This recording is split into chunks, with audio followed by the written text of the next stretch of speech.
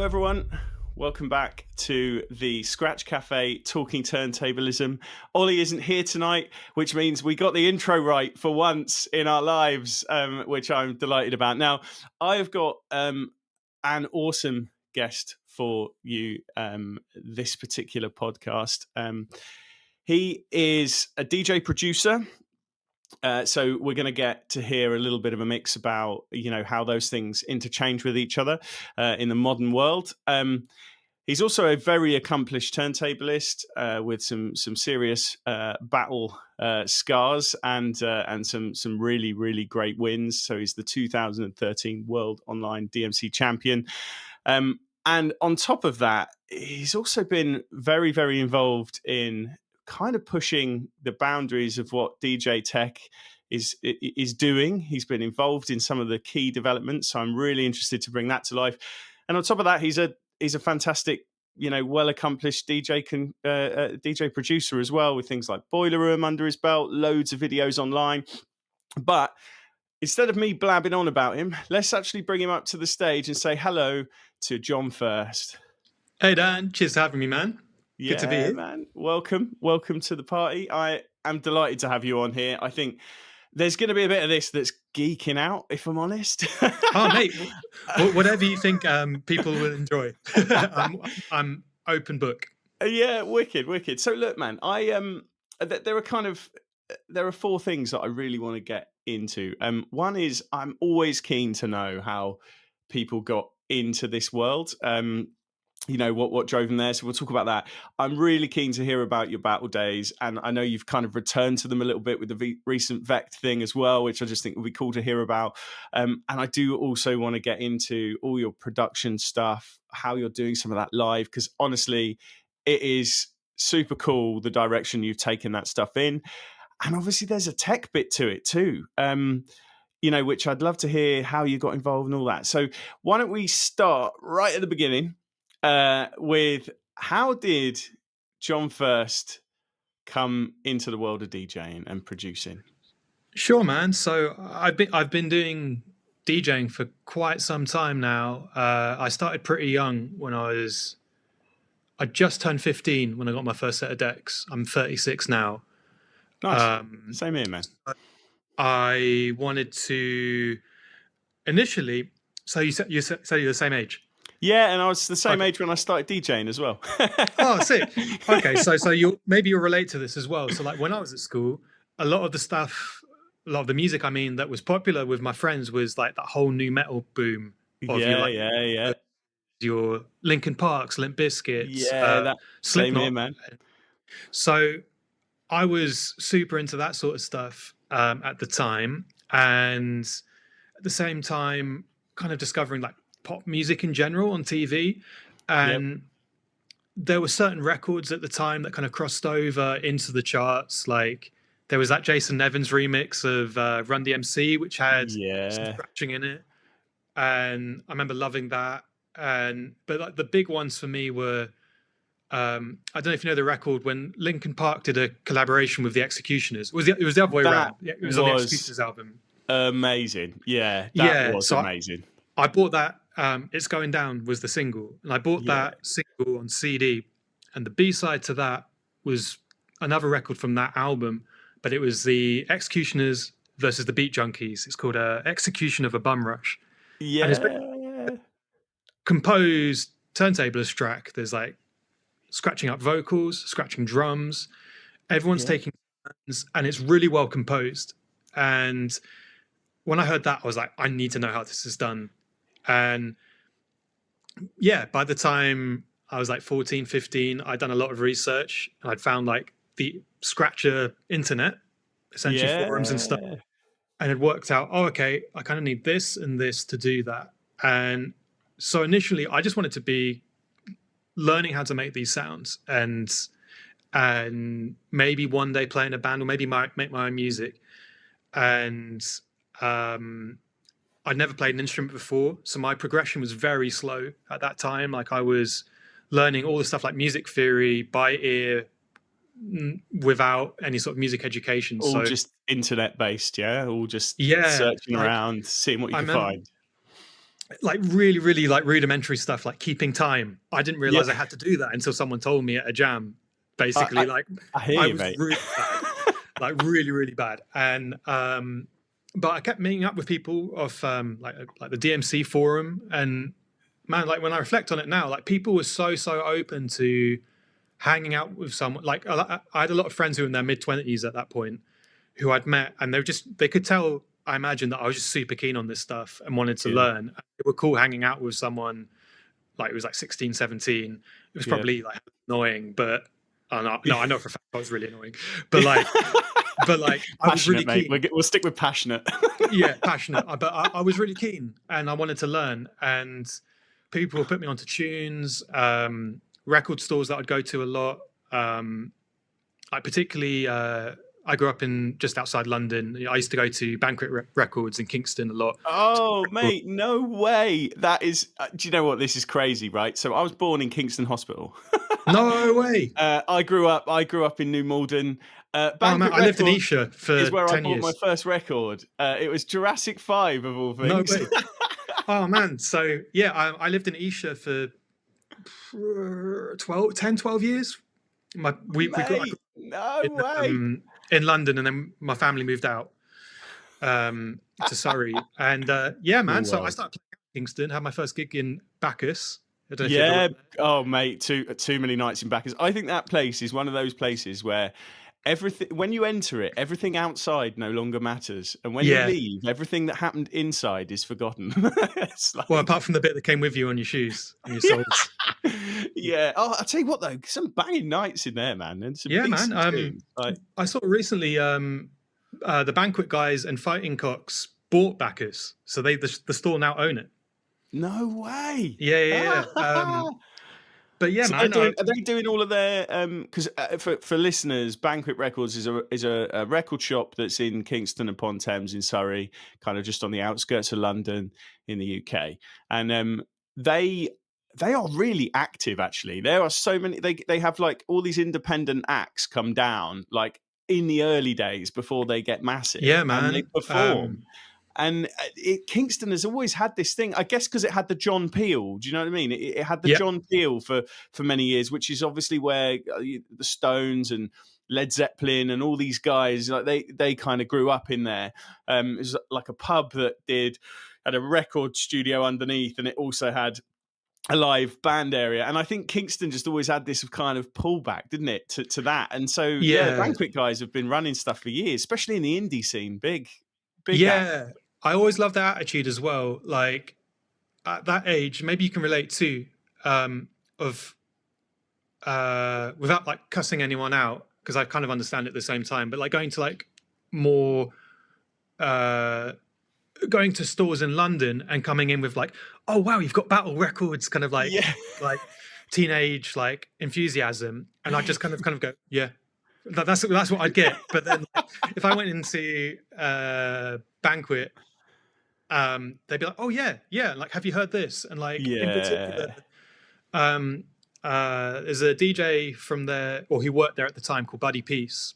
Yeah. He's Buddy called Nick. Peace. I know Buddy Peace. Yeah. Yeah, and yeah, Nick, he like could tell I was into like I got into stuff like DJ Shadow around that sort of time as well, and he was like, "Oh, dude, if you like this, check this," and he introduced me to loads of stuff like 6-2, loads of Canadian instrumental hip hop, and Mike as well. He's one of the owners. Would put me onto loads of like early dubstep and stuff back then, and Yeah. like, God. Oh my but God. What a blast from the past. yeah, man. But yeah, it's essentially like I would get put on by stuff basically, and Yeah. with all like the instrumental hip hop stuff and like liquid drum and bass, dubstep, hip hop as Yeah. well. Yeah. But it was more like the instrumental stuff is what has always kind of been my thing. And Well, you can yeah, definitely feel the influence of that through what you've been doing in recent years, for sure. particularly Shadow. We can talk about that in a bit. But like with the live Yeah. aspect, like he's a massive influence for sure. Brilliant. What is it? Yeah. I mean, let's talk about that. Let's talk about that. What's the thing that you always loved about Shadow then? Oh, for a few things. Like one is like how moody his like I know there are some fans of his who like his first few albums and then kind of went off the direction he took. I Yeah, kind of yeah, like a load of them because I probably heard hi-fi club music for the first time through his third album, yeah, and I loved all that stuff too. But yeah, it was partially like the the combination of like melancholic sounds, but also dance floor stuff yeah, yeah. for for the time, and then but also how he would do engaging live shows using different bits of equipment, and that's been a big influence on how I did that project with Shield a few years ago, for example, as Yeah, well. right. Like Yeah, yeah, I don't know if you've ever seen the pushing buttons routine him yeah, and yeah, Mark yeah, and Cut Chemist did. yeah, So yeah. that as Amazing. well, and also his approach to mixtapes as well. Like he's one of the few people like I always cite. Like Buddy Peace is another, Zilla, who's was from Kingston as well. Babu, of course, Mr. Dibbs from the US, Mr. Dibbs. where they would make like concept mixes, which are like full records, but they'd also tour them, and it's a hard thing to kind of get across now with like club DJing because it's not really there in the same way, that approach. But when I think of seeing those DJs live, it's like going to see a show. Like they're mixing and they're doing things, like they're still DJing, but it's like a performance very, very unique to them. There's so much thought in it, and you're seeing a show as opposed Oh, to I mean, like, like and Cut it's something, Chemist, for yeah, you example, can still all the dance to stuff it. that he It's used to still all do with that sort of stuff. Numa, and you're just like, well, they've got little like kids games that they're making rhythms out of, and giant turntables that they're sort of, one of them's doing a crossfader and one of them's turning this Yeah, enormous yeah, yeah, record, yeah. and I All mean, that stuff. amazing. So like, I don't know how obvious it is in my own stuff, but it's definitely approach with like Buddy and Mr. Dibbs in particular have been a massive influence on how I approach mixing and doing. It's very different, like music wise, but like the approach of doing a lot of blends, scratching things, trying to present music in a way that I'm sure, like it's definitely replicable. I'm not saying like I'm the only person to do it or anything like that. That's not what I mean. But it's more like if you come see me, like I want to give you an experience of, you might know Yeah, these. I'm presenting them this way, and the fun, other than hearing the records, is how I mix them, and I want that to yeah, be the enjoyment. yeah. But I also I have to hear you. dance, have a good time. That's kind of what I'm all Yeah, about, and I learned definitely. that from those guys.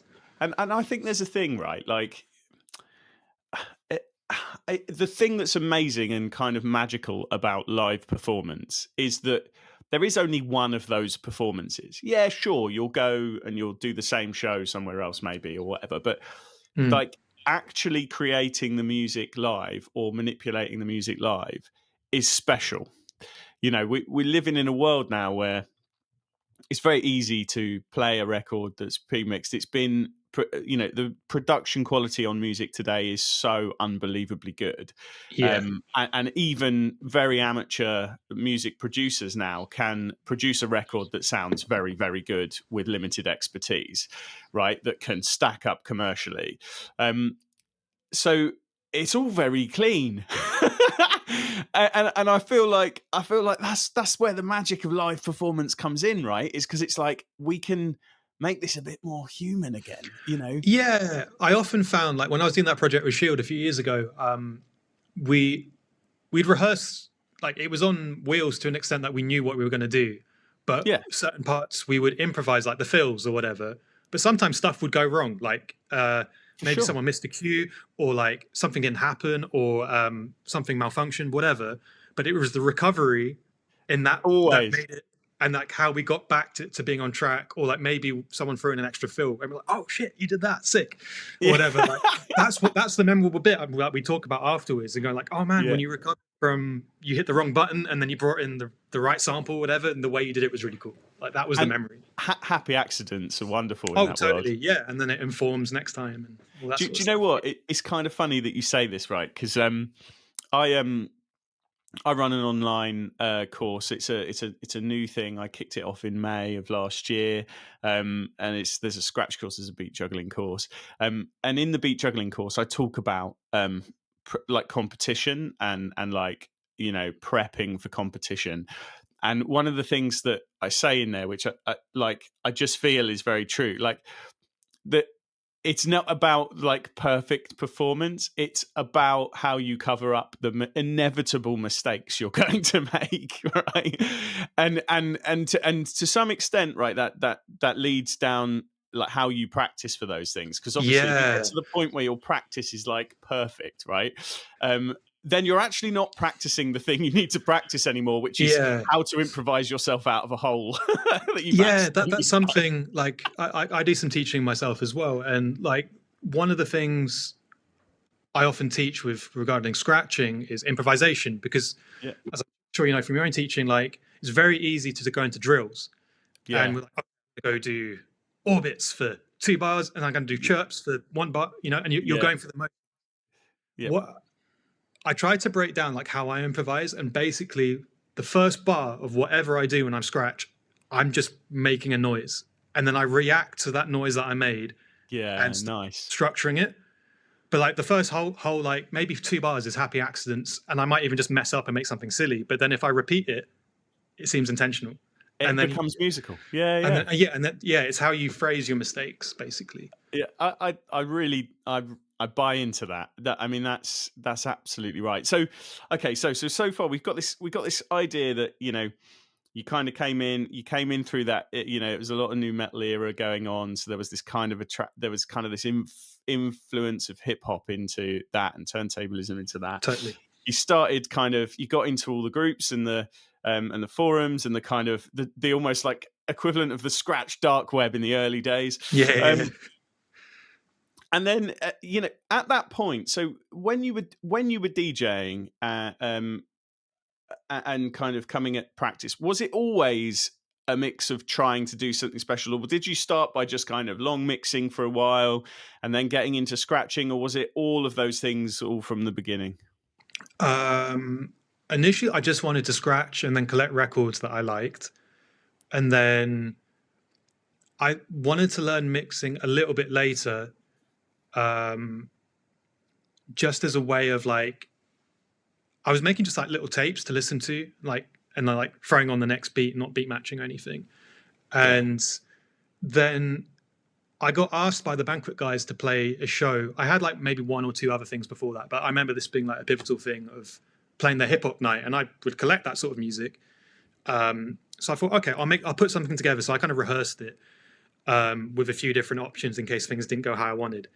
And I just had so much fun, man. I was like, okay, like I get this. I get why this is really fun. And then I just started experimenting like all my way through uni. So like I started playing out when I was 18, and then had a year before I went to uni and got some more experience. And then really like just started digging for new music, listening to like all the new music shows like Marianne Hobbs in particular,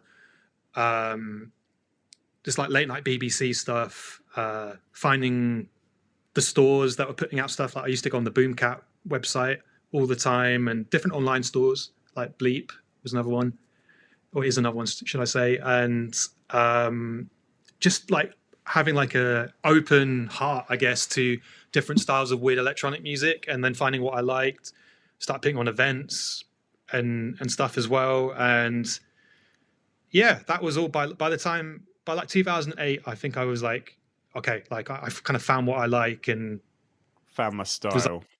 Like the foundations of it, I guess. And then just kept on practicing, kept doing it, kept on promoting shows, booking acts, playing. I played dubstep nights, hip hop nights, D&B nights, and then like doing beats things and bass music and stuff. And started battling when I was at uni, like small battles. And my first DMC, I did DMC Supremacy in 2010.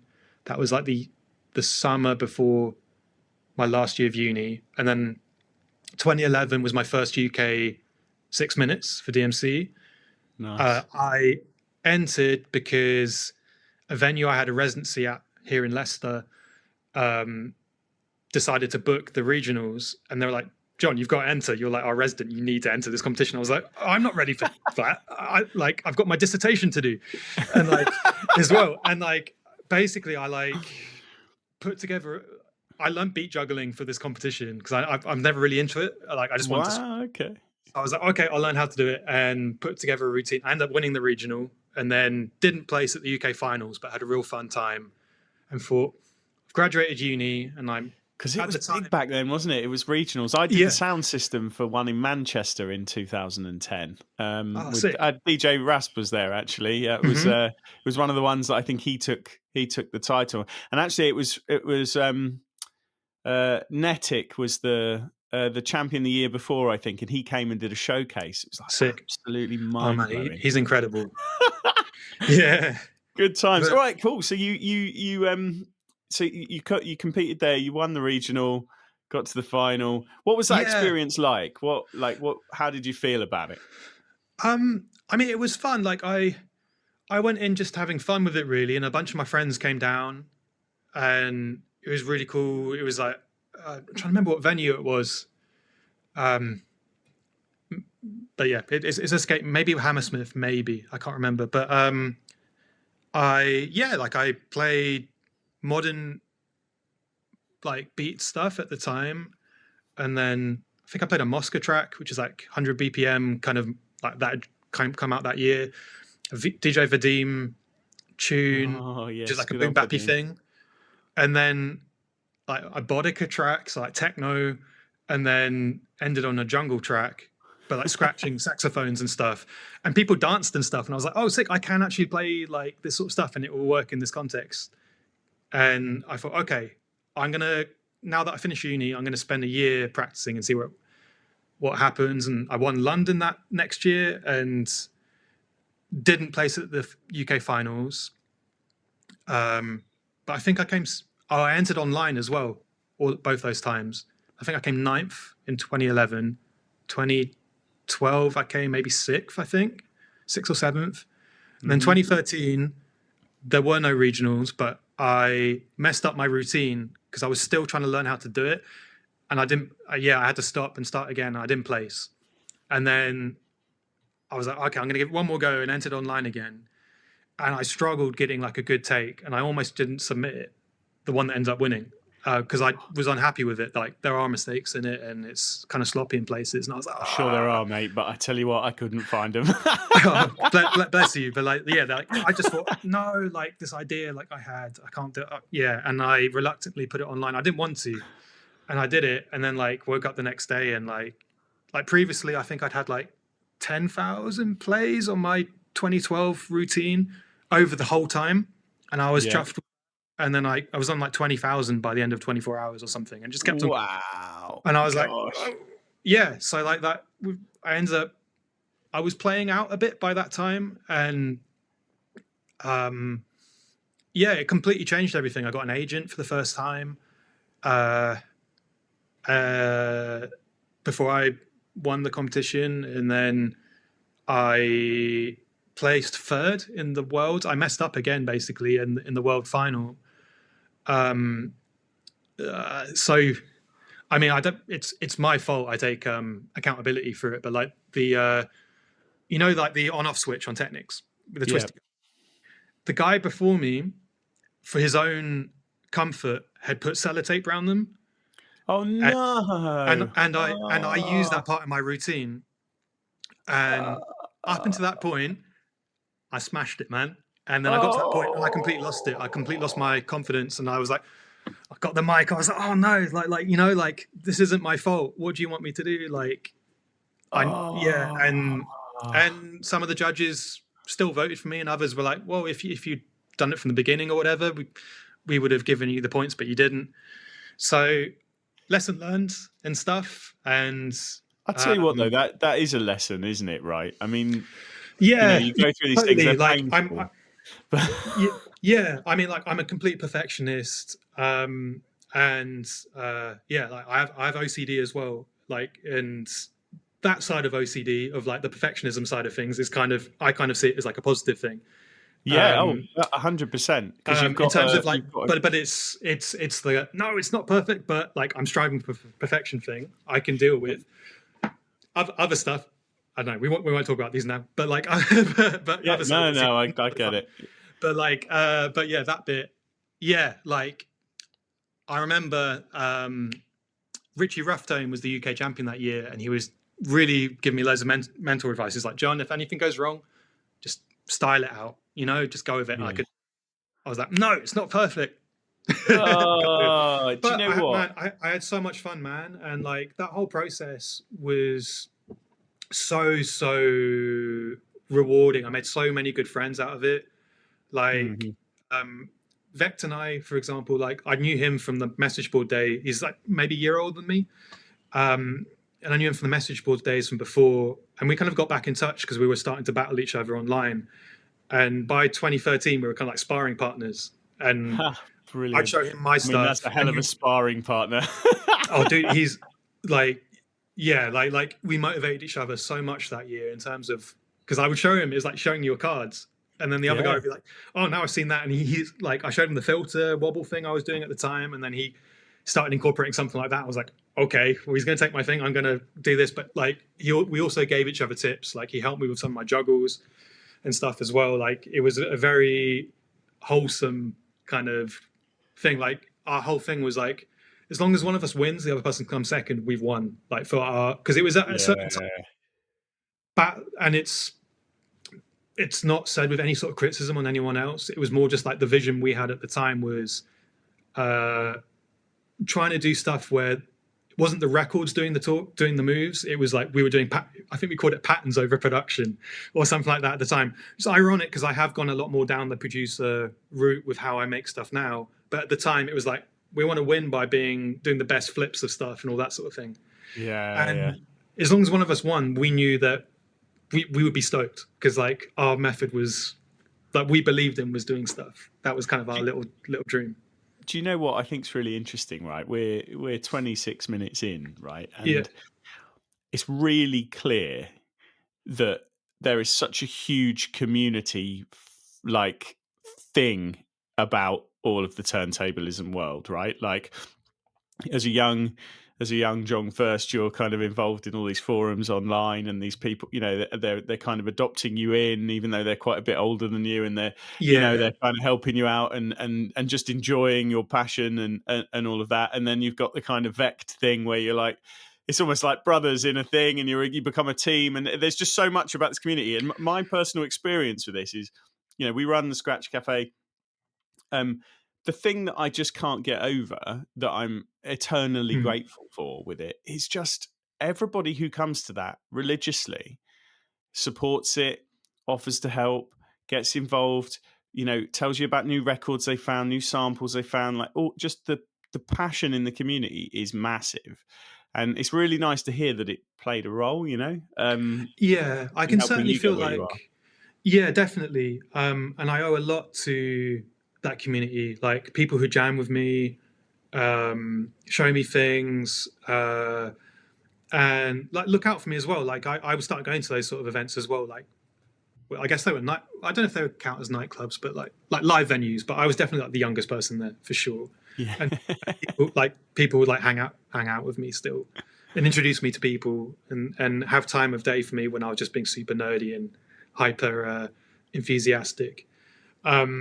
But yeah, I can relate as well. Like in that final year, like I wouldn't necessarily be a dick, but like I was getting really, the other side of things, I would start getting cagey about my own stuff because I was getting so competitive. Yeah. But like from that other side of things, but I would never, yeah, like I don't think I would never be mean or anything like that. It's more just like maybe that when it gets to that sort of level of not wanting to show your tricks, but it's because I hear you. That gets competitive. Funny. So the feedback I got from DJ Random, right, Dom, at the DMC last year in the UK final, right? The thing he said to me was more violence. And I was like, what? What do you mean? But we broke it down actually on the first podcast, and his thing was like, this was the thing in life that I was good at, and I came to draw blood. Like I came to win, and nothing was going to get in the way of that. And I think when you get to that level, it's very easy for that to be a big thing. It's like, oh well, I've got this thing, I've come up with it, it's innovative. Like I want to hold that card. And I guess it's like, do you let go of that? Like how? But I think whenever I see a battle now, like I always leave going like that part of my ego comes back, and I'm like, yeah, wanna I'm trying to pick my language. Like I wanna yeah, like I want to win. I want to like battle and feel that rush from it. But I think it's the enthusiasm. It's the enthusiasm of getting the reaction. I think, like even when it's like a head-to-head battle and people are doing disses or whatever, like none of it's personal. It's always it's like it's showmanship, man. For me anyway, it's that shared passion of wanting to push something forward and further, and yeah, there's a lot of ego stuff going on as well, I think, but like it's ultimately it's about wanting to see the stuff evolve, and everyone's so passionate about it. Is there, so on the ego thing, and you know, as with all these things, you're very welcome to not answer them, and we can move on. But yeah, go for it, man. I'm interested. So, and I'll just set the scene a little bit on it. So I'm a psychologist by background, right? That's what I do. I support, you know, outside of the DJ world, I support large organisations to help them understand their people and get the best from them, and help those people enjoy themselves in the workplace. So one of the things that I think about proactively when entering into competitions and when performing and things is I think about my ego, and I think about when it needs feeding and when it needs putting back in its place. And I typically set a support structure up around that. So I'll have people come down to the gig who I go to when I need to feel like if I'm getting nervous, I need someone to come and tell me how great I am. You know, if I'm starting to get a little bit complacent, I'll get someone to just remind me how good the competition are. You know, and I'll be quite strategic about how I do that to help just manage that. I don't know, for me, and it might be different for different people, but I there are moments it goes up and down, especially as the sort of stress climbs. And so I'm really interested to understand like what your experience of that is, and if there's any way that you've kind of managed the ego challenge that comes with being very successful at something.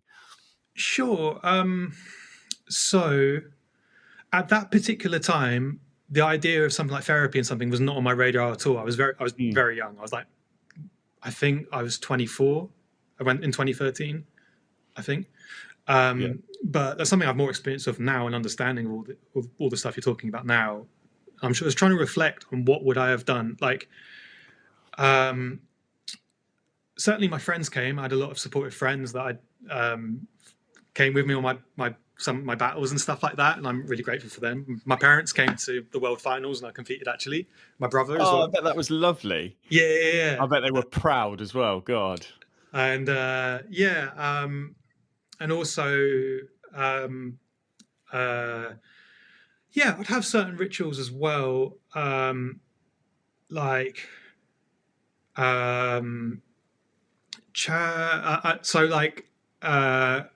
I'd met Chad Jackson, like OG DMC guy, before I went to uni. I did a music course in Guildford, and he was one of my tutors there actually. And it wasn't for DMC or scratching stuff; it was like production based. But he knew I was into that and would talk to me about it. And he said like deep breaths and all that sort of stuff. And I do that. So like. Yeah, like your slow breathing, a great way to keep meditation, all that sort of stuff. And I think, I was doing a lot of just like psyching myself up. But I think by the time I did 2013, I got to a level because I had the experience of. I think I can't compare doing like a DJ battle to any other sort of gig. It's the most nerve-wracking gig I've ever had. Like I don't get nervous about gigs now in terms of like performing. I'll argue with that. Like at all. Like I don't really get nerves in that way. I get maybe nerves in terms of like, are people having a good time type thing, but like the physical anxiety of it, like DJ Oh man, battles completely cured. But once you've done a DJ battle, well, yeah, we talked about this with Reva earlier in the week. yeah, Actually, once you've done a battle, the next gig you go to just seems so easy. right. Because there's so many factors, and you don't. And across like a gig, for example, you can kind of work out. You've got sound check, and even during the gig, something what maybe doesn't go right. You've got time to like figure shit out. Yeah, But yeah, yeah.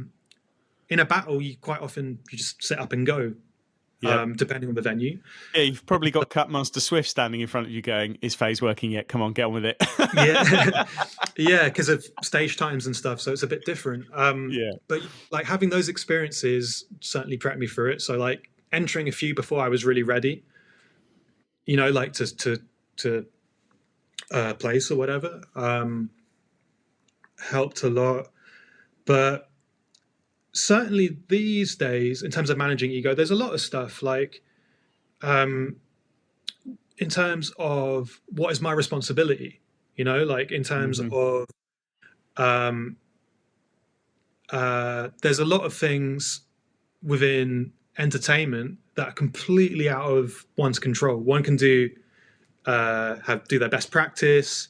Don't be I keep swearing. I don't mean to swear this much. Don't be a dick. You can. It's fine. Trust me. The random one was heavy on that front. Oh, yeah. You're all Thanks, good. Yeah. Like, don't be a dick. That's always good advice. But also, do what I consider my best at the time I can do. What I can't control if someone's going to like it or dislike it, all that sort of stuff. All I can do is,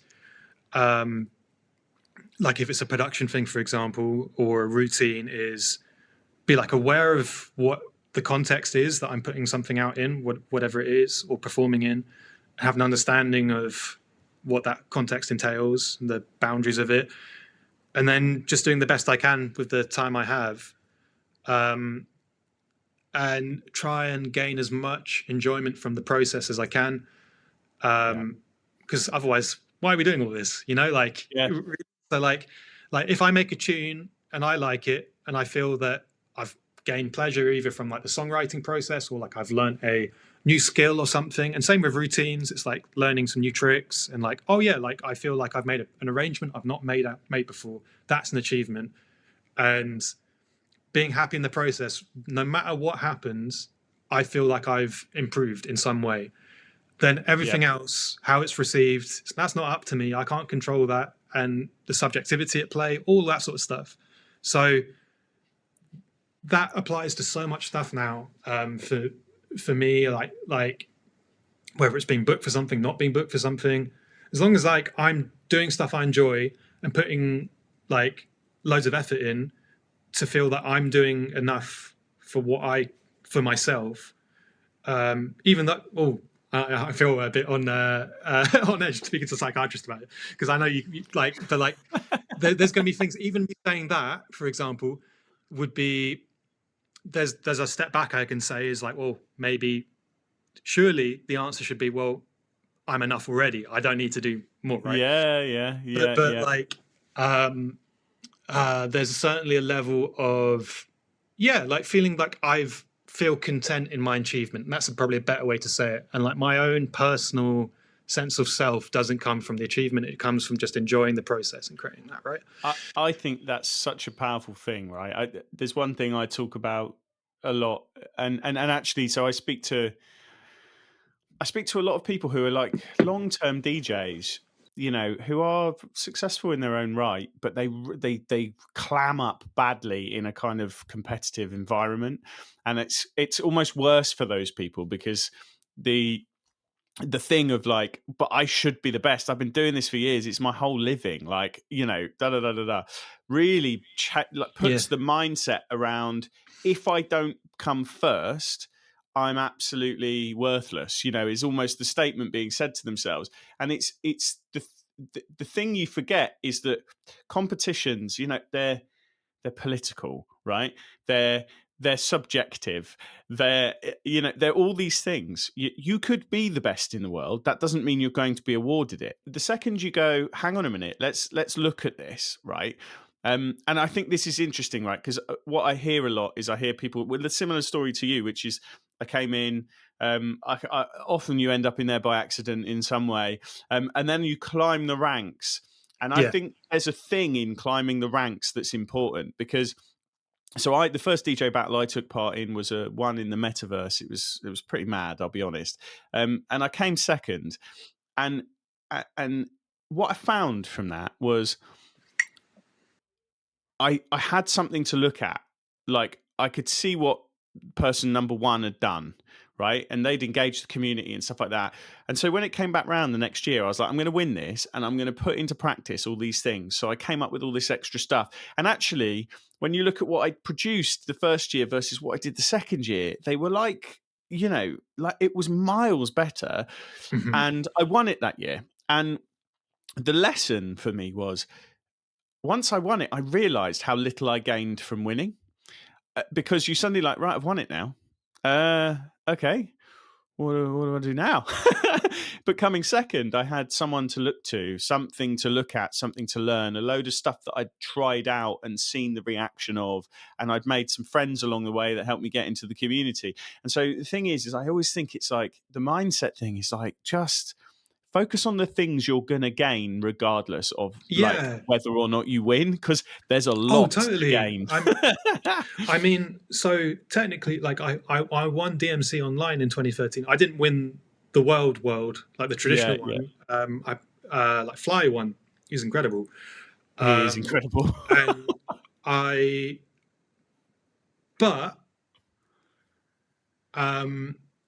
think whether I won on points or whatever, online or not, the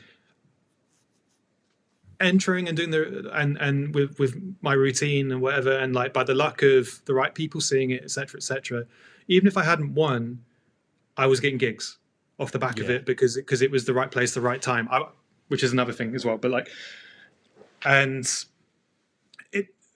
I think even if something is technically the best in one of these things, if something resonates with people, even if it's not like, like ticking all the technical boxes or whatever, like it can be enough. And like, I always kind of try and suggest to people is because like battling can become, there's often a thing in battling where people will copy or feel the urge to be influenced by whoever won the previous year, whether it's craze or like, the obvious ones in my time doing it, like loads of people use iEmerge's battle record after he won, and he had a massive influence on the style. And then the same with Netic and all the Lejad battle records, and all that sort of stuff. Where, but I mean, like people emulating Netic and Lejad. I mean, not Netic, and it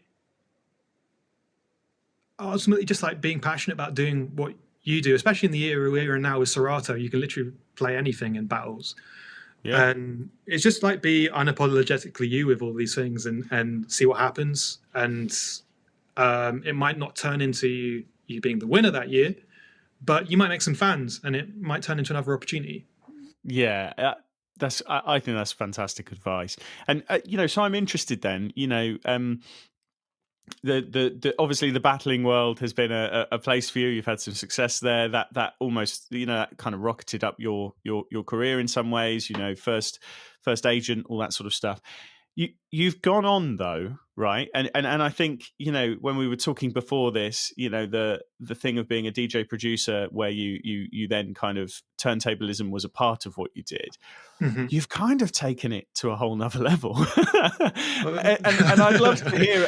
I'd love to hear because you do, that kind of soup of turntablism, producing beats, making it happen live, using all of the kind of tech stuff in there. Like, tell us a bit about that.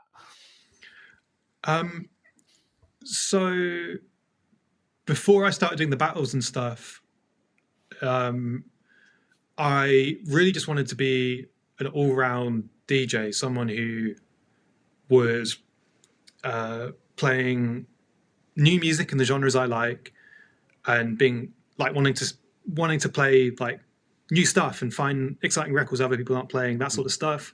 eventually become a producer and contribute to that conversation as well, of like being able to interact with the other producers whose music I'm playing and contribute back to that scene as well. And then also supporting them by being a promoter. And I think the Turntablist stuff kind of was part of that for me, in terms of it was a skill set, and I wanted to be like a good technical DJ who could do some cool tricks and like put in work, you know, like when doing stuff. And that has always been what I've wanted to do. I think I just took particularly the end of uni, like I just said yes to these opportunities with doing battling because they presented themselves. And I thought, well, I've not got much production experience at this point. Battling is probably the closest goal I've got. I'll focus on that. That seemed like the best path for me at the time.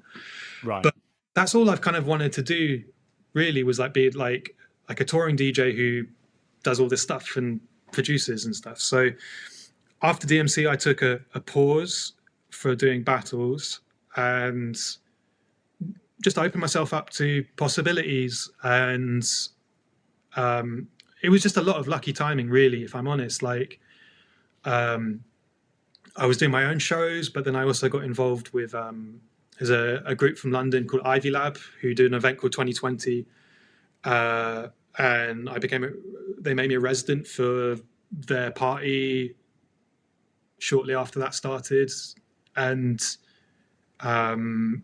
was getting involved with that, and that opened loads of opportunities for me as well. And but at the same time, like I was still wanting to pursue like what can I do more of with scratching other than battle routines, and I wanted to go more of like a musical thing, because like my idea of battling is it's very much, if you're really trying to win, you want to show something that's innovative but also kind of technical and exciting.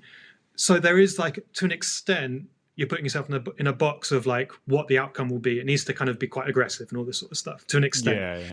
But the other side of me, the emo side of me, was kind of going, but wouldn't it be fun to make like a sad scratching song, for example? Right?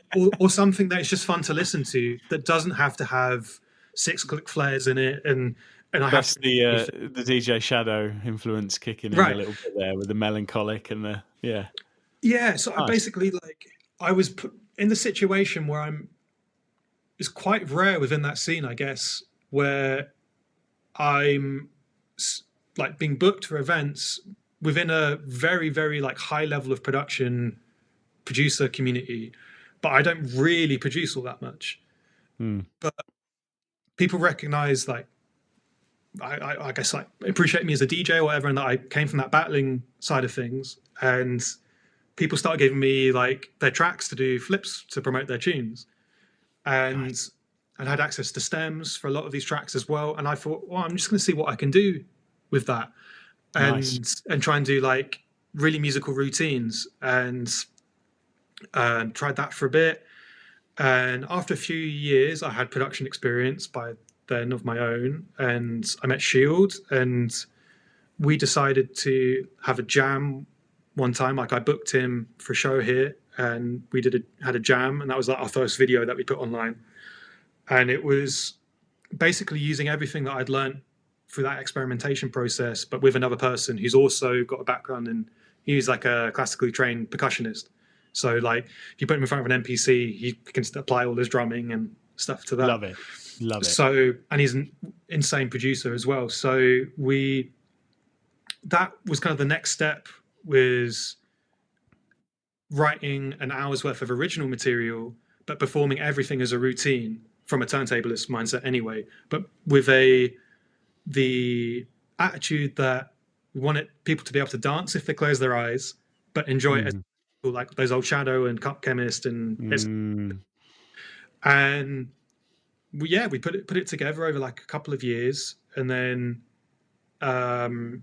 did a couple of shows, and it did really well for us. And unfortunately, the pandemic kind of killed the project off. Like we were reaching kind of a really good momentum with it all. But man, I learned so much from it. Like I had previous experience doing a similar thing on a much smaller, with much less experience, like with my friend Jack when I was 19, 20. but it was more like we're making like edits, and then he would play keys over the top and synths, and I would scratch over the top, and there was kind of like mashups, like really early Ableton kind of stuff. Yeah. You're writing original music and like dissecting it for It's routines. good to cut your teeth on mashups and remixes, though. You know, Yeah. I mean, and then because you get to test this stuff, you get to learn a little bit with musical material that kind of lands. Man. It's all kind of like you never really reach the whatever your goal is with music. There's always so much more you can learn, whether you're like a DJ, whether you're a producer or scratching. There's always something. There's also going to be someone new who is able to connect the dots faster and then present a new idea that you would never have thought of. You've probably seen everything. You think you've seen everything, and then someone brings something new to the table. There's always something new. So like, if it's something as simple as like, I want to make DJ routines as a concept, that will never finish. Like that's always going to be there and always growing. And that's what I love about this stuff is like both creatively working in the industry as well. Like everything is different all the time, and that's what makes it exciting for me. Yeah, no, that's wicked, man. That's wicked. And for anyone listening who hasn't checked out the Shield and Jon1st videos that are on YouTube, go and have a look. Cheers, dude. It was a fun time, man. They're just they're just really creative, and it's clear, the soup of skills that you both have. It is really cool. I actually, one of the I've got a slight sort of obsession with, I guess, the DJ could be a person in a corner playing records, right? And it could be as basic as one finishes, one starts. Yeah. And I've always been really interested in how do you kind of elevate the DJ to being someone that is a central point of focus, and I think turntablism is a mechanism for that. I think live remixing and production is another. I think throwing cake probably isn't, which seems to have been a popular move. Yeah, you said like I guess like with things like that, maybe I give like the answer or like the comment that maybe wouldn't be expected from like a scratchy person, but like for me, like the foundation of all of this stuff is like, are they playing the right tunes at the right time to make people happy and have enough? If the cake makes people happy in the process and scratching after an hour doesn't, who's the better DJ? I don't know, but like it's a tough call, isn't it? I think the social media thing is an interesting. Where do you sit on that? What's your view on social media DJing? I mean, it's just marketing at the end of the day, I guess. But like, I mean, people can just do their thing, whatever. Like, because like, yeah, there's been times where people I've played with maybe feel like, oh, what do I do? You seem to have done like loads of like tricks or whatever, and I'm just going to play one song after another, or do like 16-bar, 8-bar blends or whatever. And my answer is always like, it does not matter. Like just because like for me, I love doing all the tricks because that's what I personally find enjoyable. I love like the performance aspect of it, but ultimately, it's all about you. People are here to enjoy you, like to have a good time, but also to enjoy you performing the way you do and enjoying yourself in that way as well. Like ultimately, like if I play the wrong record at the wrong time, all the tricks I do are not going to help me in that situation. It's just playing the record is the body of it all. So, or like a good analogy I heard once is like the cake, if you like. So like the sponge or whatever, so you're picking the right records and mixing them without messing up, and all the other stuff, tricks, sparkles and icing or whatever. Yeah, that's it. A couple of candles on top. They are. Yeah. It's the Jeff thing, isn't it? He's like if you think of mix, you think of the music as you're sort of cooking. Really, the scratching is the seasoning. You're going to take if your foundation meal into something tasty and rotten underneath. It's not going to be. If you put too much in there, too much salt, and it will be a little bit inedible. My personal view on all the social media stuff is I hate people who hate. Right, like just leave these people alone. Just like if they're posting videos of the stuff and that makes them happy, it helps build their following or their career or whatever, let them do it. And that's how ideas come about as well. Watch this stuff, see what, people criticize James Hype a lot. I say, well, see what he's doing, because the guy's doing well, I would say. See if there's anything you can learn from him. Yeah, totally. I rate that in that kind of big room house EDM world that he sits in.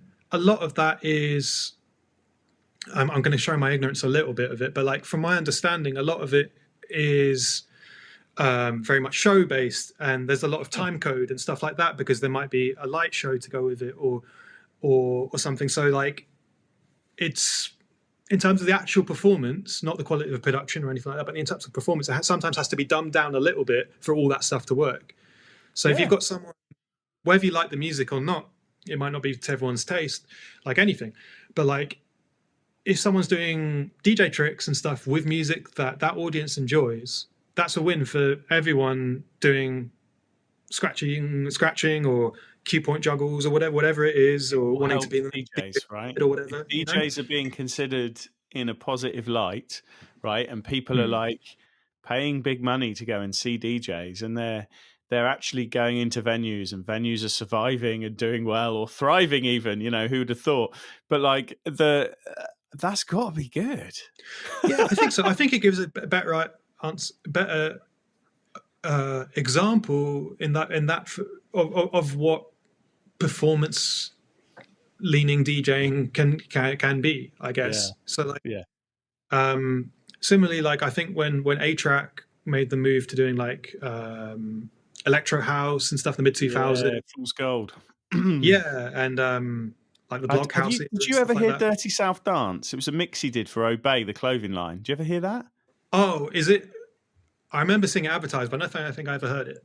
Oh man, so good! And there's a routine at the end of that.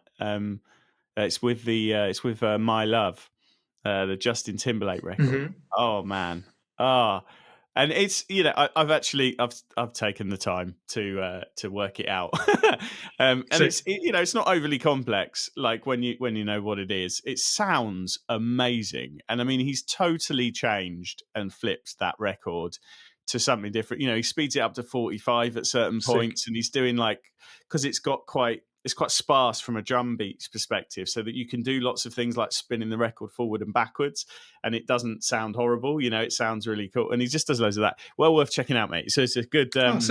It's one of my favorite bits of his, and it's very obscure. Like, not very many people seem to know about it, but I think it's a brilliant piece of work by him. He's incredible, man. Like his battle routines are still like unmessable with. Like, he was like 13 or something, wasn't he, as well?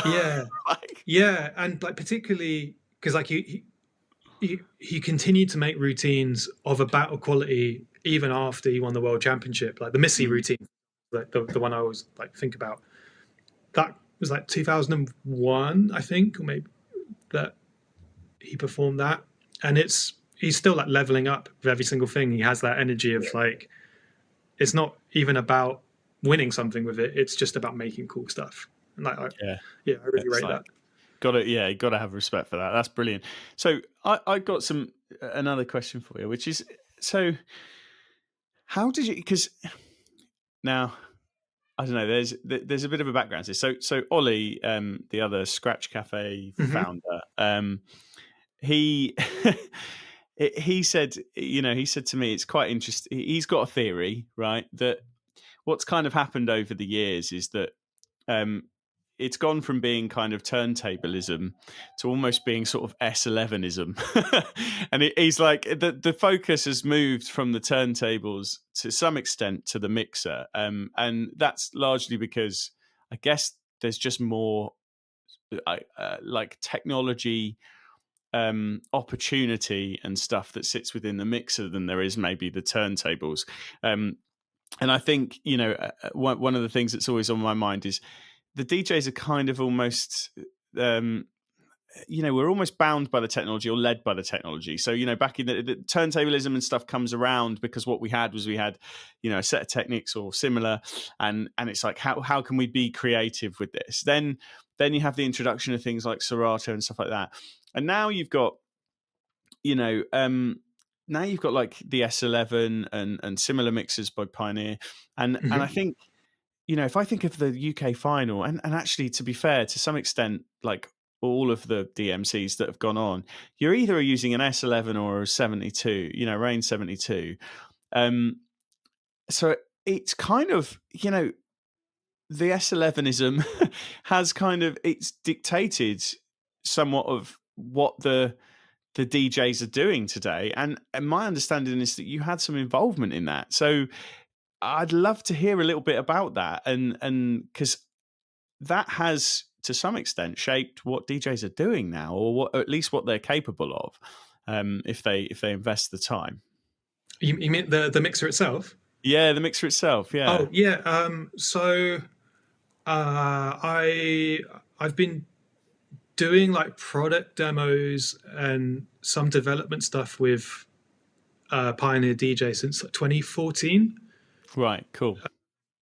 So like initially, and that came presumably off the back of the DMC stuff, did it? Yeah. Same time. Stuff. Yeah.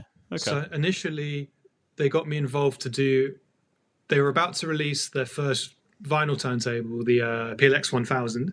Mm-hmm. Yeah. And they basically invited me to do a routine to to put it on their YouTube to promote it, and then did a bunch of other ones like for I think I did some for the CDJ, various controllers.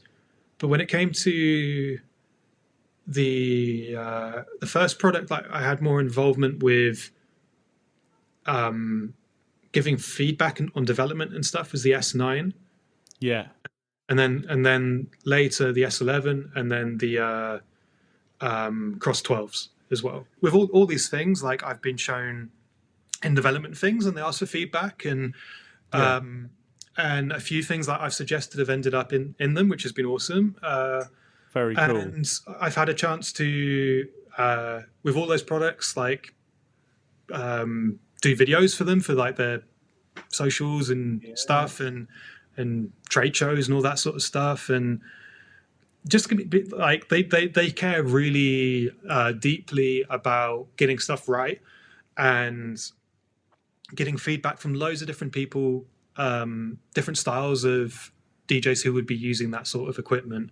Mm-hmm. And I really rate as well that, like, let's face it, the majority of DJs these days are either using CD decks or ones that, or a controller that emulates that experience that you'll kind of have at home version for then going on static platter stuff. Yeah. And in the grand scheme of things, DVS users are a much smaller market, but they're willing to put all that development money and development time into making really, really good stuff for our kind of these days niche way Very of niche, yeah.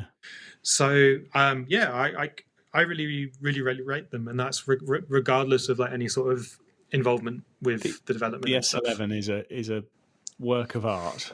I still am not using it to its full potential. I'm working on Me that. neither, really. Like there's stuff like I know what it does, but I'm kind of content with the things that I use on it, and because like you can link 2 tracks at a time to juggle them and stuff like that. Like, I haven't even touched that. I mean, I'm just getting into using the Echo as a loop now, to kind of recreate, stuff live. Slightly inspired by you, actually, because I know you do a bit of that.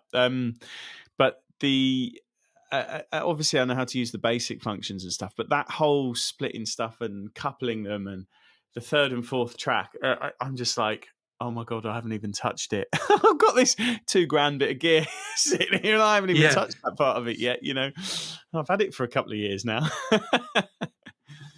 Amazing functionality. But the thing is about that, and the thing that I find fascinating about it is like that, what they create technology wise massively then influences what DJs are capable of. And so I've got a question for you, and you might not have an answer to this, but I am interested to know your perspective. Is where do you think it's going next? Like, what is the direction of travel for the kind of for the tech in DJing? That is a good question. Like, I think the thing I've noticed a lot recently for like for more newcomers, like someone who's got their first controller maybe or something like that, or is more of like, or even like a mobile DJ, this would be an amazing thing, is the integration of streaming services and people into Recordbox, Serato, I think Virtual DJ as well.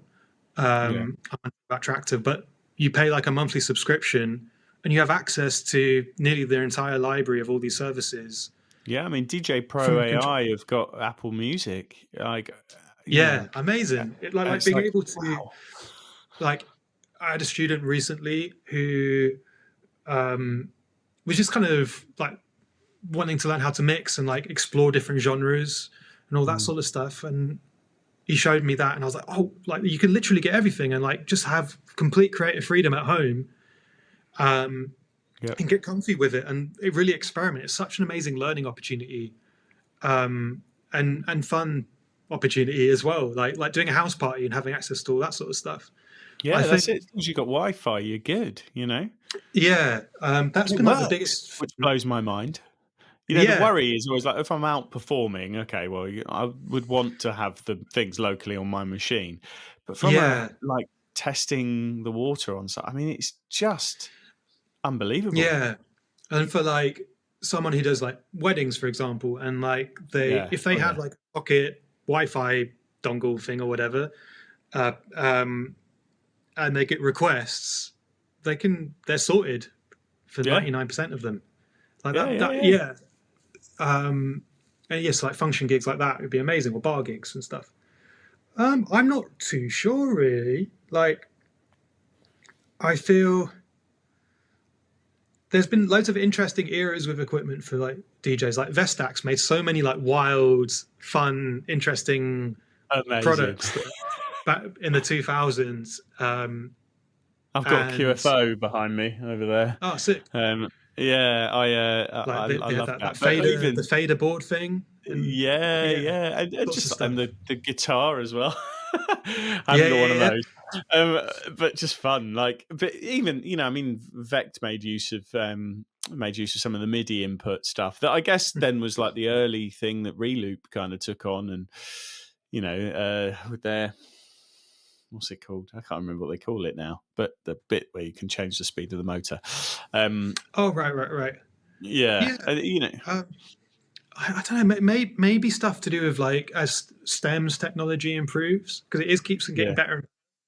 That seems to be maybe another thing that like there could be more ways of processing that live, like different effects and things like that, because it is very functional, but it's somewhat limited at the moment.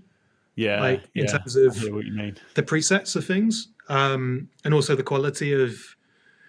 I think with all of these things, because it's still very fresh technology, like the algorithms for how it separates things and the artifacts it creates, which are kind of currently unavoidable for a lot of music, I'm sure that will keep on improving and become. Oh, definitely. I don't know if the algorithm DJ Pro one that they partnered with Audio Shake on is really good. Really good compared to what's out there now. You get a lot less artifacts. That's only a couple of years of development since they kind of released their first thing, so it won't take long, I don't think. I'm wondering whether, because I'm seeing a lot of portable stuff, a lot of portable scratch instrument type stuff going on, and I wonder whether there's a modular thing, like, because there's such a big trend of like DJs going into production going into DJing. You've got the performance element as well. I wonder whether there's like a kind of modular thing where it's like, Yeah, it's like, well, I've seen actually, some things like that, like with yeah, I can't remember the name of the company, but like they've got like little magnets on the side, and you can put like different MIDI things on yeah. together to build your custom controller kind of thing. I know what you mean. I think that might be an area it goes down because if you're a producer, you probably do a bit of finger drumming, you probably, and you want to do a bit of scratching. Well, you could get your little scratch module and your thing, and you could have your mixer module, and then you click all those together and they just kind of work, and you can take input from one side into the other and loop it like a sampler. Do you know what I mean? I can imagine it getting to that stage quite quickly.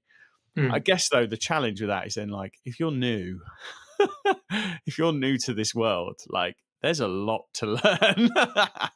Yeah, totally. I mean, I think like both production and then Turntablist stuff have got, there's so much like with scratching, there's so much like muscle memory and stuff to overcome, like hand independent stuff. And then with production, there's like you're learning how to compose and arrange like a whole band or whatever music you make, and knowing how the instruments will work, and then how to engineer them all, how to create the right sounds and voices, mixing, mastering.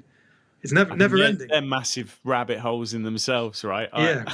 Years of my life watching hours and hours and hours of YouTube to figure out how to do EQ properly. Yeah, and I think as well, like I think it's not something I've got in too much myself, but I really appreciate why people really enjoy it. One, the community aspect of it, but like the portable stuff, because there's an element of like I kind of compare it to like kit cars and stuff like that, where there's like all the things you can add to it, make it faster, stronger, better, in all these different ways. And I think there's like an element of scratching that attracts that kind of mindset of like wanting to know how something is made and how to do it, and then like undo it all, like unscrew all the parts and put it back together in your own perfect way or whatever. And I think like having like a production thing for someone who has that kind of mindset is a really cool thing. If it's anything that gets people into it and makes them have more fun with it, is a pro for me. I'm quite to be honest quite simple with it. I just like I can scratch with it and I can do key points and like have some good echoes or whatever. I'm fine. That'll do. I really appreciate that aspect of it. Is a big thing for a lot of people. Yeah, well, sometimes simplicity is better anyway, because you kind of you keep it. I don't know. You keep it accessible. But yeah, that's really interesting. So, what's next for Jon1st? What's the focus for you now, mate? At the moment, I feel like I'm in a good place with production, and I'm understanding mix downs more and more with that, and looking forward to putting out a lot more music on my own, like some remixes. I've got some music coming out. Time of recording tomorrow and in a couple of weeks, and a couple of like new collaboration projects as well, and an existing one, more stuff from one of those. So just a lot of production, and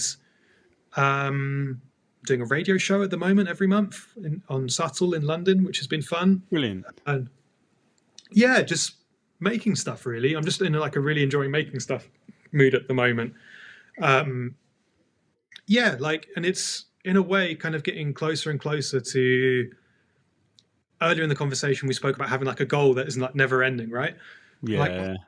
Is like getting closer to that idea of producing more and more of what I play. So it's if I'm playing a DJ set, that I feel confident in my production that I can, if I wanted to, and it was the right time and place, I could have produced a lot of the elements of my set, for example, have little routines if it was the right sort of gig and all that sort of stuff.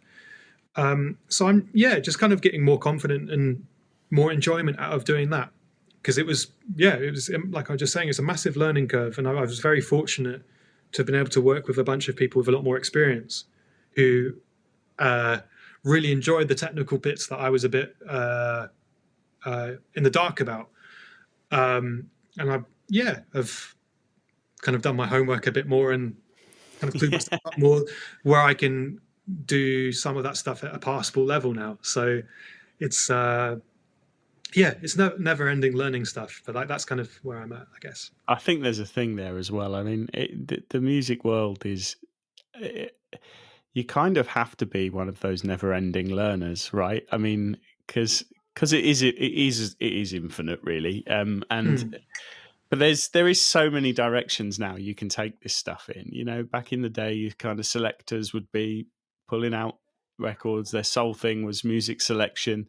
Then all of a sudden, you've got this kind of other stuff you can do, tricks and turntables. The tricks get bigger and bigger and bigger, more and more complex. Then you got all the tech. Then you got the producer side and the performance side. So you could just go on forever. Yeah, man. And I think it's interesting. Like from a psychology perspective, I seem to see the people that I talk to about this stuff, not just on the podcast, but like just generally, what I find is all the people who are successful in like the music, they're like what I used to work for a company that did like leadership training, and they had this term called learnetics. They're just people who are just fascinated by constantly learning, right? Like I want to learn how to do that thing. Oh, I want to learn how to do that thing. What could I do with this? What could I do with that? And they just keep going in this like endless cycle. And I guess that's that's the kind of that's kind of what you have to be like. To succeed in the kind of creative world, really, which I think is a juxtaposition to the sort of story we tell people as well, though. We kind of talk about people as talented. We talk about, we don't often look at the evolution. We don't often talk about the work that goes into it. You kind of, the person who wins the competition, for example, you just think, wow, they're just so talented. And it's like it's a this kind of natural state of being, almost like it kind of instinctive. They kind of grew up and were just sick on a set of tables, and you're like, it really wasn't came like out that. the womb being able to do crazy beat juggles. That's it. Yeah, if you listened really carefully to the mother's belly, you'd hear an R sample. Yeah, I'm at, I speaking for myself, like I'm an incredibly slow learner. It's taken me a long time, but I think there is like a there's definitely like a people. Some people learn stuff faster than others. I've never been that person. Whatever it is, whether it's school, whether it's work, whatever, like would have to like spend ages doing my homework or whatever. It would take me a lot longer to do stuff. And getting my head around things with music stuff would take me a long time as well. But it's consistency, really. Like, I think rarely there's a day where I'm not doing something. Like I always want to like do stuff because I love doing it. But I think that, it's like for me, it's helped being like consistent and practicing as much as I can. And also doing like informed practicing and stuff like, structured practicing is what I meant. Like having goals with it, like so it's trying to keep it on scratching for a second. Like it's very easy to kind of go into like just jamming and going through the flow of through the motions and just going for your muscle memory. And that can be good maintaining what you already know, but you don't really learn anything that way. You might start maybe if you're like getting a bit loose or whatever. But if I could like turn things back a bit and like do really like structured, I like maybe do some improvising, do some learning a specific technique, consciously trying to break my muscle memory by learning certain combos of patterns back to back to improve my connection between things or discover new rhythms, all that sort of stuff. Do you know the term deliberate practice? You come across that? No, but I can understand. That's exactly what you're describing. I always think it's quite funny, really, because lots of people noodle, or it's called that in the guitar world anyway. You pick up your guitar and you noodle, and you just you know, when people come and say, "Oh, you know, I've really plateaued. I just can't seem to get any better." And the first question is, "How much time have you spent at the decks?" Right? How many hours? 10 hours. Right? Okay. Of that 10 hours, how much of it has been on something you don't know how to do? And they're like, maybe Yeah. half an hour. And it's like, there you go. You've had half an Yeah. hour of practice in the last however long. Now, obviously, if you're performing and things, like, you need to practice the thing you're performing, right? So there's a thing, but like smashing through plateaus is about investing the time in the right way on the right Yeah. things, and you can't do that without stretching yourself. You know, you have to. Yeah. Like for any like budding turntablists watching, like something I always kind of pass on to students is like make a little make some cards or like a little list or something of scratch, like the core scratch techniques that you're really comfy with. Put them all in a box or a hat or whatever, and pick out two. I don't know, like your uh, release scratch and transforms. Yeah, And only doing those and see how varied you can go for 20 minutes with just those. And I guarantee you'll find patterns you wouldn't normally do. And that's then it. record those, like with your phone or whatever. And so you've got it, and try and get that down so you can do it consistently. And then try and do it around stuff you're comfy with. And then practice that a bit. And then do it with a new thing. Do it with a new thing. And these things will stick. And your library of vocabulary gets bigger and bigger and bigger. Yeah, I'm with you. And I think that's a key thing as well, is the recording of stuff is so powerful. Because the thing is when you're starting, right, like your ear is not objective. And because there's kind of a two-way street between your brain and your ears, you know, if you're trying to impose, you're trying to improvise, you're trying to make a particular set of sounds in line with your head, it's going to interfere with what you're actually hearing. So like a lot of the time when you're in the earlier days, and over time you become more objective, but in the earlier days you're like, you think that you've nailed that, and then when you play it back, that was something, Dan, I was going to say earlier, because when we were talking about ego and battling earlier, there's that exact point came to my head, but it jumped out. It was quite often that when we're practicing a routine, we understand the intended perfect version of it. And if you're doing something that jumps around with rhythm loads, which is perfectly fine, but like, let's say you're doing a beat juggle where you're changing rhythms all the time, for example, you know what that's supposed to sound like. But conveying that to an audience where it's changing rhythm all the time, that can be really difficult to follow. And even if you nail it, like, you understand it, and like, but they might not be able to follow it. So that's like that can be something that can be hard to get across. But recording it and then watching it back not only kind of gives you that perspective, but it also shows you how you're performing as well, for like the battle side of stuff too, like when to look up, all that sort of stuff, and maybe you need to dumb bits down so you can be more engaging and stuff. It's such a useful tool, like, because then you see it without being in it. Another one too, like with recording, is I do this now still as well, because like when I started, I would try and create like juggles especially, but like even like composing a scratch routine for a battle, try and write it as I went and try and memorize all these sequences where I was probably still trying to learn quite complicated things that my hands hadn't quite learned yet. Like, or I was trying to do stuff that I was a bit further than my own ability at the time. And there's a level where you're like having to commit to learning it with your hands. It's a lot of effort, like, to get the muscle to learn something new, particularly with like juggles and things. And I found if you have access to a DAW like Ableton or Logic or whatever, like sketching stuff out, so you don't have to commit to learning it. You can just kind of see what it might sound like and then do it. I do that sometimes with, if I'm doing like a scratch freestyle. I mean, like a scratch video where I'm like shredding for 16 bars or whatever. If I want to try and learn something new that isn't my muscle memory stuff going in, driving the car, I'll start chopping stuff up that way and then learn it as a song. But that can help me, because if I'm really trying to break myself out of my muscle memory. Because otherwise, like I did one today actually where I was purposely trying to do that, and I think I spent 2 hours over the same 16 bar loop, pushing myself every single time to like make it slightly different and slightly looser, or like try not to do the same patterns that I might do over that tempo.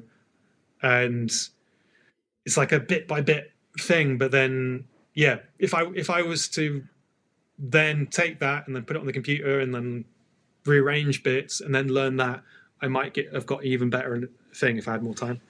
But yeah, and it's that, you know, again, you know, it's the deliberate thing that's behind that. You know, it's a strategy to deliberately change what you're doing, you know, that feels comfortable. It's just such a crucial part of developing anything to a kind of elite level. You have to break what you do all of the time. You know, it's a nice way of doing it. So you have actually, in very recent times, slightly returned to battling. Yeah. So just tell us a little bit about that. So Vect has been doing a battle league for a number of years now called Flip or Flop on his Twitch channel. And I've judged it once before, many years ago, and I've tuned in a few times because anyone watching this isn't aware, like Vect does so many free tutorial things on his Twitch. He gives up so much golden information. He's a legend.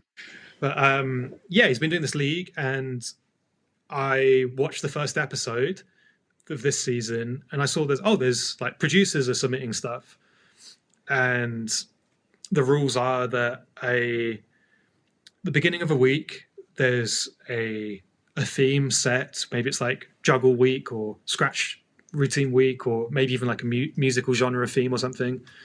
And producers have, I think it was 5 days to make a beat and a scratch tool if it was a scratching thing.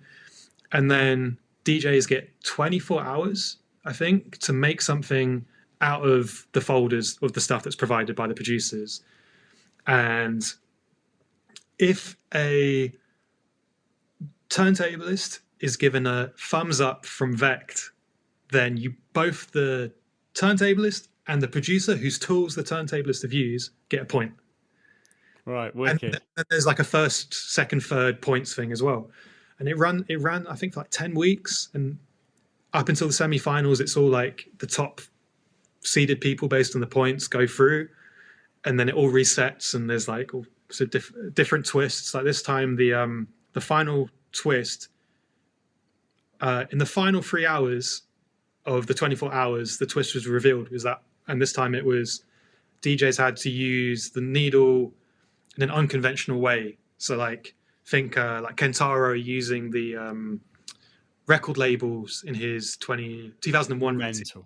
Or we were watching that needle, last or tapping the that sort of stuff. The quality of these routines, man, was insane. Like the amount of like having a day, probably less because of time zones and stuff, like less than a day to make a thing, and then like 3 hours before deadline finding out this information, then having to make something good and get a clean take. Like the results were insane. Like so many good things. I don't know how they did it, honestly. I wouldn't be able to do that. Diamonds are made under pressure, man. Diamonds are made under pressure. Yeah. But yeah, anyway, I saw the first one and thought, man, this could be fun. Like I've never made tools for another DJ to use. And on my own, like kind of underproduce stuff. Like I don't really do like the skipless things or anything like that. Like I know how to do them, but I don't really use them. I'll just like make the sounds I want, put cue points on them and play. That's how I normally do it. Yeah. But it made me think about, that would be fun. Like I will make beats that in different tempos to what I normally would do, and I would make tools for other turntablists and see what that they would like. It was just like a learning experience, really. But yeah, I won the producer competition this week, which was fun. Loads of sick producers, like A-Cut in particular, who was someone I battled in DMC in 2013. Actually, he's from Switzerland. He entered the production competition as well. So very similar story for him too. Just a lot of fun, really fun community. Loads of like in joking and stuff. It's just fun vibes, man. And like, made loads of types of beats that I wouldn't have usually made, all different tempos, and like kind of picking up on. There's a lot of strategy, picking up on like what people are using, what sort of tempos they go for, and what they use as well. Like thinking about making juggle sentences I've never really made before, for example. So that was really fun. Yeah, and that definitely brought up some of that kind of like battle energy in me. Like by the end, I was picking all these disses and the beats and stuff. Like, it's like straight back in, yeah. Like what's your view? Because you've been a judge as well, for a number of different events and things. What makes a great routine? Great turntablist routine. So for me, if I'm judging, I'm looking for something innovative. Like it could be a unique flip of something. Best case scenario, like a new technique. It's quite rare to see something like that, but something cool like that. A clean performance. Like I'd prefer something clean over something techie and messy, for example. Variety of stuff. And as much as possible, like unique record selection. I want to hear someone who sounds fresh and exciting. And it can be hard as well, because like something I often describe is like, particularly something with like turntablism, there's such a rich history of incredible routines, and to really impress people who are into this sort of stuff, you kind of have to either find something really mad and unique, or you need to be as kind of like make something as good as the greats, really, for someone to go, oh, it's really good. Yeah, holy moly, yeah. So, or you do both. That's super daunting. yeah, and like it's hard. It's much easier said than done, of course. Like, and there's a level. I'm on two sides of it too, because like on one side I want to be like incredibly encouraging to people to enter and like and do stuff, get involved. On the other side, there's the I'm being very like specific and thinking, well, I want to see new stuff. I want to be excited, and there are certain tropes and things like that within battling where I've seen certain things a million times, and I'm going to be a bit again if I see one of those things. But I have to remind myself of the first thing and have have empathy that this might be someone who's only been doing it a few years. That's it, yeah. But it's at that high level, like world finals level, like I'm expecting someone to knock something out of the park. Something next level. There's the understanding and empathy that like it's people start. Everyone's a newbie once, and for sure, man, for sure. And I mean, it was last year was my first DMC, so I was kind of in that like, I don't know what I've got myself in for here. How did you find it? Did you enjoy it? I enjoyed it. I got a lot from it, like just personally, my personal development, my own, the actual thing of putting 6 minutes together, and what, there's a lot I could improve on. There's no doubt about that. But just the kind of like, I had these ideas, the pressure of time, the pressure of competition helped really drive the creativity, and I find this in my professional life. I'm not motivated unless there's a deadline. So I over the years have developed a coping strategy for that, which is to give myself false deadlines that I hook other people into, so I feel pressured to do the stuff that I need to do. Right. And I found that with the competition was that because there was this thing, it really drove me to take some of these creative ideas and push myself. I'd never, up until that point, I'd never done a juggle that moved through the record, for example. So, when I kind of pulled the routine of that Space Odyssey thing together, it was the first time I'd moved through a record and kept the chord structure of a record while doing a juggle of some description. The bit where which actually I took out of my DJing, which was tone playing the What's that track called? Pump It Louder by thingy. I can't remember the original. It's called the Missoula or something. With that. Oh, the one that's in Tarantino movie. Yeah, the Tarantino Pulp thing. Fiction? Yeah, Pulp I Fiction? think it's Pulp Fiction. Yeah. Like Tone playing that, for example. These were ideas that came to me at night that I wrote into my phone, and then I actually managed to execute them, and I was really proud of myself, to be honest. It's like cool. Obviously, if I come back this year, I will be significantly upping my game because there was so much that was new. The cognitive load is a lot. But like now it's like, right, well, I know what the competition will feel like. I kind of get the idea of this. I know I'll have this support and that support. I can focus more of my time just on like purely creating and coming up with stuff. And so it's almost like I've freed up a lot of space to do that next time around. But yeah, I mean, I posted a video after I did the elimination routine and I put that into the platform online. I posted a video on TikTok because I was like, oh my God, why have I not done this before?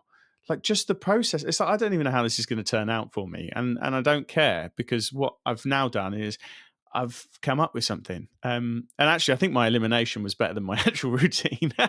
It was a gold digger like thing, and I took it through loads of genres using juggles all the way up to drum and bass and stuff. And that was the first time I'd done double time juggles. It was the first time I'd done any of these things or tried to come up with any of them. So yeah, it just broke all these firsts. And I think that's like, anyone listening who's thinking, oh, should I compete? I'm not good enough. I'm never going to win.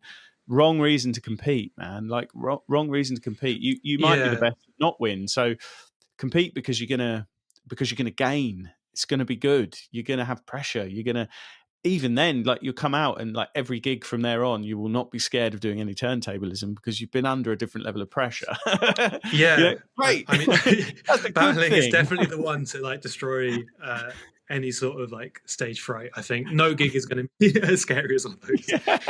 Yeah. Well, listen, man. So this has been a real pleasure talking to you. Likewise, man. We always ask this of anybody who has a DMC history. It's our last question, which is, what's your favorite or what are your favorite handful of kind of routines that if someone was brand new to all of this, that you would suggest they go seek out, watch, and learn from? Oh man, I'm guaranteed to miss one out here. DJ Woody's like Woody extravaganza routines. The one with the Ugly Duckling record, the Flutine, all those ones. Like Woody's one of my biggest influences. Oh, he's amazing and a good dude as well. Yeah, definitely. DJ Muzzle's DMC winning routine from like the UK finals. I think that was 2006. It's there's not much. There's a home recording like from like a hotel or something at the World Finals that's online, but it's not super like documented. But if you watch it, he's using I think 2 battle records. There's a C2C one and then a French, I think DJ Code from France, maybe his battle tool. And I think that's it. It's just 2 battle breaks for the whole routine. And it's so incredibly well composed and insane. Speaking of C2C, I'd say I think it was 2004, like the really jazzy one. The jazzy one with the blues bit in the middle as well. Yeah. Oh God, that is epic. Yeah, I love all the. Yeah, I in terms of composition, I think that was a real like turning point in terms of how routines can be. Like a song almost. It was a statement, right? I mean, it was showing the world that like you could be a band. It's like, wow, okay, very cool. Oh man, loads more. Yikes! I like trying to Kentaro's 2001 DMC routine, crazy. The 3rd place one. I know he won with the following year, but like that one is incredible. Clever 2001. Yeah, we have Clever a fair bit. I Love I Emerge from that era as well, like 2004, I think it was. Whenever the year he won the first time, 2004. Oh, dude, there's so many, and I'm not remembering them all right now. Mate, that is an amazing list for people to start with. So, look, John, you've been a fantastic guest. I'd say to anybody who doesn't know Jon1st, go out and have a look at what he's been up to over the years. There's a lot of gold in there. We'll make sure that all the social links are available for people to come and find you and do all of that good stuff. But I just want to say, from Scratch Cafe and from me personally, massive thanks, man, for coming and being a part of this. I hope you've enjoyed it. Oh, Matt, I've loved it. Thanks so much for having me. It's been fun to go down some old memories and I can't believe you're from like the same area. Yeah, innit? Yeah. I live up in the Midlands these days, but yeah, fond memories of Kingston.